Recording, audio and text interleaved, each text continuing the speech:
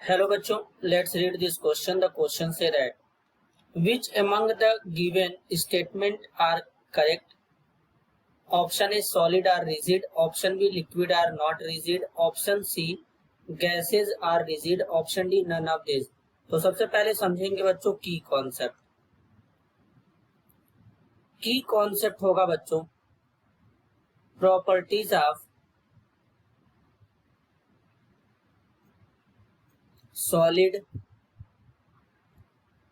Liquid and gas. तो basically बच्चों यहाँ पर कुछ इस तरीके से यहाँ पे समझेंगे। प्रॉपर्टी हो जाएगा, यहाँ पर सॉलिड हो जाएगा, यहाँ पे लिक्विड हो जाएगा और यहाँ पे गैसेस हो जाएगा। तो अगर हम इनके प्रॉपर्टी की बात करें, जैसे सबसे पहले शेप की बात करेंगे, तो सॉलिड के केस में शेप क्या होता है बच्चों? फिक्स्ड होता है। लिक्विड के केस में क्या होता है बच्चों? शेप फिक्स्ड नहीं होता है और गैस के केस में भी फिक्स्ड नहीं होता है। इसी तरीके से अगर हम वॉल्यूम की बात करेंगे बच्चों, तो लिक्विड के केस में जो वॉल्यूम होता है बच्चों, ये क्या होता है? फिक्स्ड होता है। सॉलिड के केस में वॉल्यूम जो होता है बच्चों फिक्स्ड होता है। लिक्विड के केस में भी क्या होता है? फिक्स्ड होता है, जबकि गैस के केस में फिक्स्ड नहीं होता है। अब बेसिकली बच्चों बात करेंगे यहां पर हम लोग रिजिडिटी की बात करेंगे बच्चों। किस इनमें सबसे ज्यादा रिजिड कौन होता है?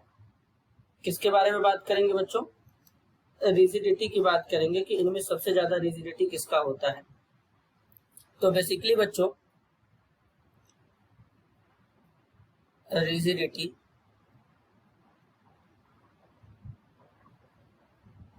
तो इनमें अगर हम बात करें तो सॉलिड जो होता है बच्चों ये रिजिड होता है, लिक्विड रिजिड नहीं होता, ना ही गैस रिजिड होता है।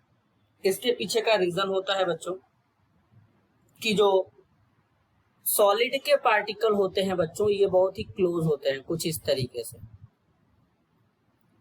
क्योंकि सॉलिड के पार्टिकल में इंटरमॉलिक्यूलर फोर्स ऑफ अट्रैक्शन ज्यादा पाया जाता है, स्पेस बहुत ही कम होता है बच्चों। तो इसलिए बेसिकली जो सॉलिड होते हैं वो रिजिड होते हैं। लेकिन लिक्विड के केस में अगर बात करें तो लिक्विड में पार्टिकल जो होते हैं थोड़ा सॉलिड के कंपेयर में थोड़े पार्टिकल जो होते हैं वो दूर दूर होते हैं, क्योंकि इसमें इंटर मॉलिक्यूलर फोर्स जो होता है सॉलिड के कंपेयर में कम होता है।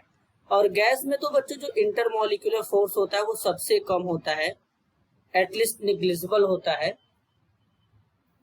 तो गैस में सबसे ज्यादा स्पेस होता है। तो इसलिए बच्चों बेसिकली अगर हम यहाँ पर करेक्ट स्टेटमेंट की बात करेंगे तो करेक्ट स्टेटमेंट कौन सा है? Option A, solid are rigid.